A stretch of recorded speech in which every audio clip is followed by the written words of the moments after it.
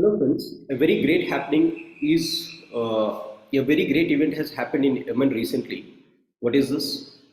The two rebel factions in Yemen, one is the Houthi rebels and the second one is the government pro-rebels. There are two rebels here. So those who were arrested by the rebellion groups, they were freed yesterday.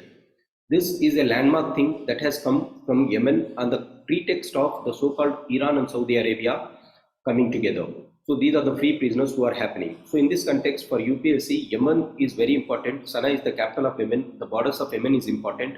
And most importantly, what exactly are the latest developments in Yemen? So the latest developments in Yemen are, Yemen is backed by the so-called Houthi rebels as well as the so-called government-ruled Saudi Caribbean coalition. Now there are two parties here. One is Iran and Saudi Arabia in Yemen. Now what happened is, in the year, way back in the year somewhere around 2010, right, there was some clashes which has happened in Yemen. Why these clashes has happened? This is because of the Arab Springs. So the war has begun in 2011 because of the Arab Springs. Now Houthis are the rebellions who were supported by the so-called Iranians. On the other side, Yemen has a government. This government was backed up by Saudi Arabia.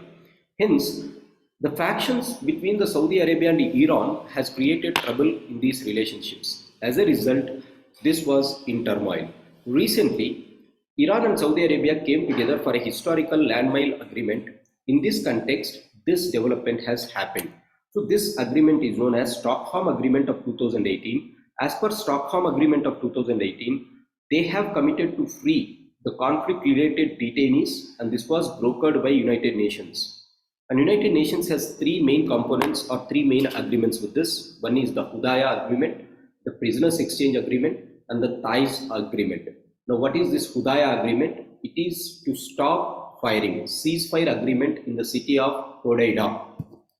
So, in the city of Hodeida, which is present in Yemen. So, this is again prelims question.